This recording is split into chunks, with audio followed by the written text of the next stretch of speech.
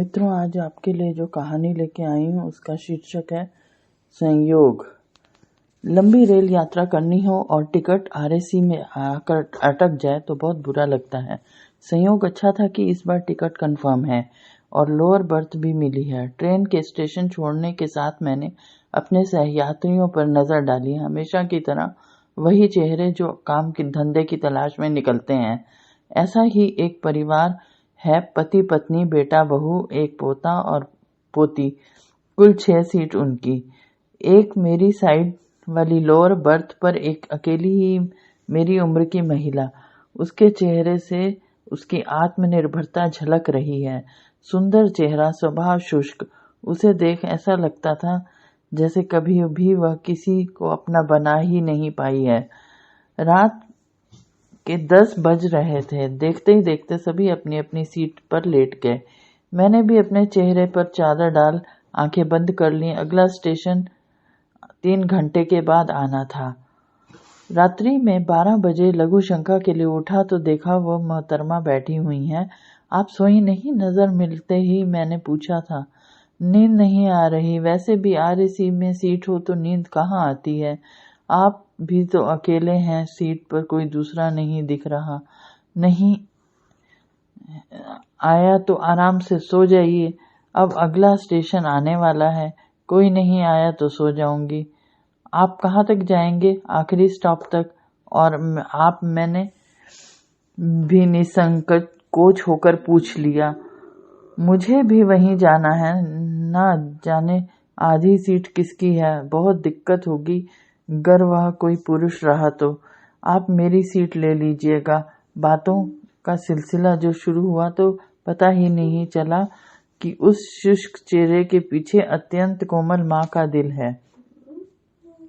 सफर के दौरान मेरा तो संक्षिप्त सा परिचय रह गया। नौकरी से सेवा निवृत्त हूँ।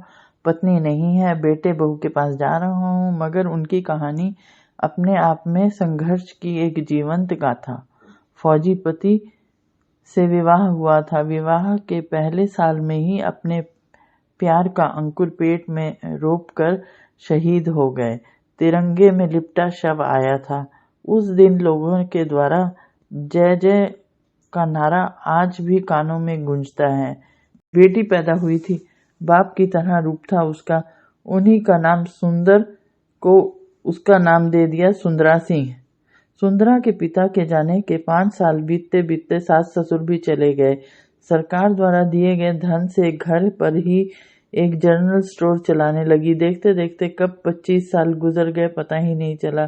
तब तक सुंदरा आईटी में एमटेक करके एक प्रतिष्ठित कंपनी में काम करने लगी। मैं उसके लिए रिश्ते की तलाश करने लगी। संयोग से आईटी से ही एमटेक एमबीए करके एक प्रतिष्ठित कंपनी में मैनेजर सजातीय लड़के से रिश्ता संज्ञान में आया।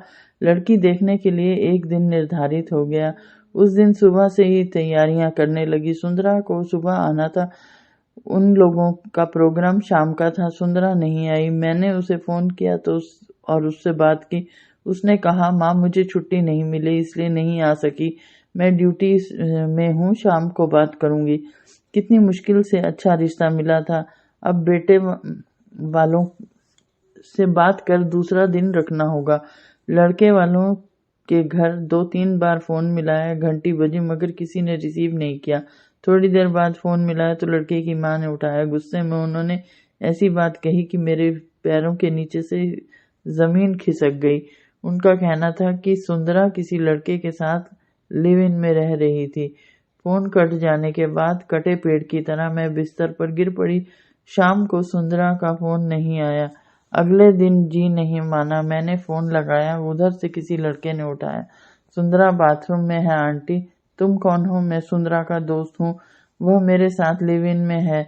यह क्या होता है? आजकल की शादी है, जब तक मन करे साथ रहो, न मन करे अलग हो जाओ, कहकर वह हो करके हंसने लगा। किसका फोन है डार्लिंग? तुम्हारी मॉम का। लिव इन क्या होता है पूछ रही थी। मैंने सब बता दिया। लो बात करो। मुझे भाषण नहीं सुनना। मुझे तो जैसे काठ मार गया। मेरे लिए तो सुंदरा उसी दिन मर गई थी। उसके मोबाइल नंबर को डिलीट कर दिया। यह सब कुछ होने के बावजूद उसकी यादों की लाश अपने सीने में लगाए ढोती रही। इस घटना को 1 साल बीत गया है। किसी भी रात मैं ठीक से सोई नहीं हूँ। इधर जब से लिव इन में रहने वाली लड़की श्रद्धा की दर्दनाक मृत्यु की बात सामने आई है, मेरे मन में मृत सुंदरा जैसे जीवित हो गई है। लगता है कि जैसे बार बार पुकार रही हो, माँ मुझे बचा लो, माँ। मैंने खुद को एक मनोचिकित्सक को दिखाया।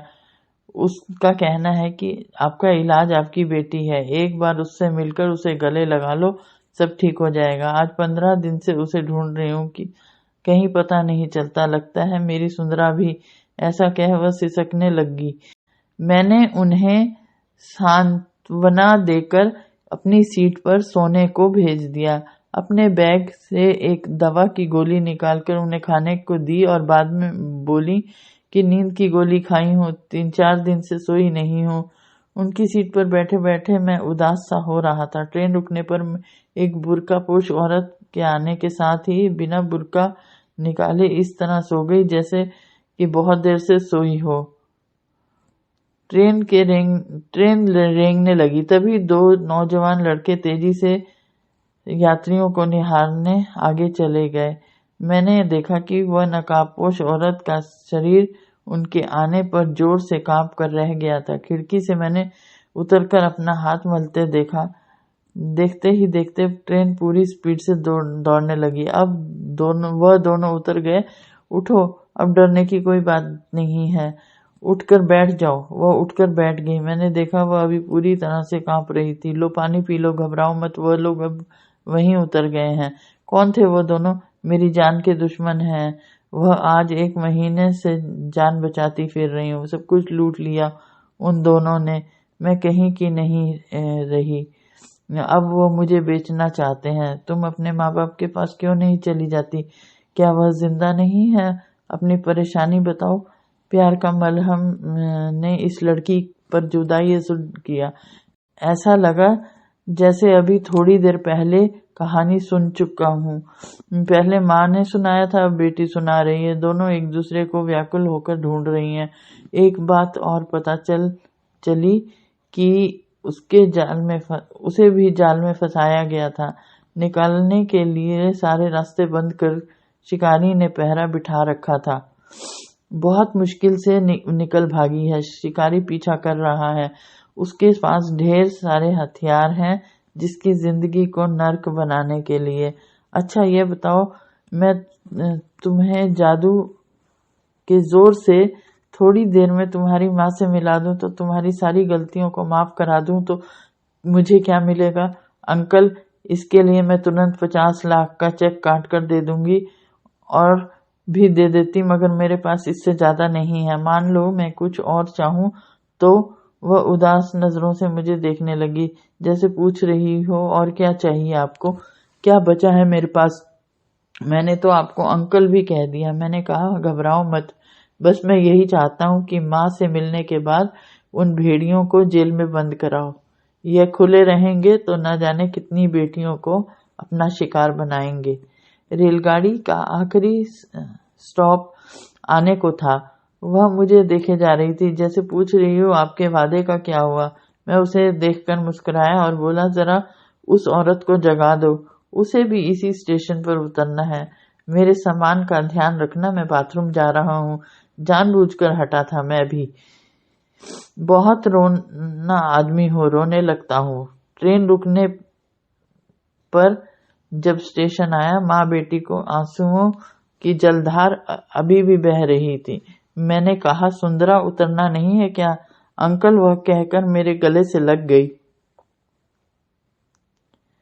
उसके सिर पर हाथ फेरते हुए मैंने कहा, बहन जी इसे समझाइए, नहीं तो मैं रोने लगूंगा।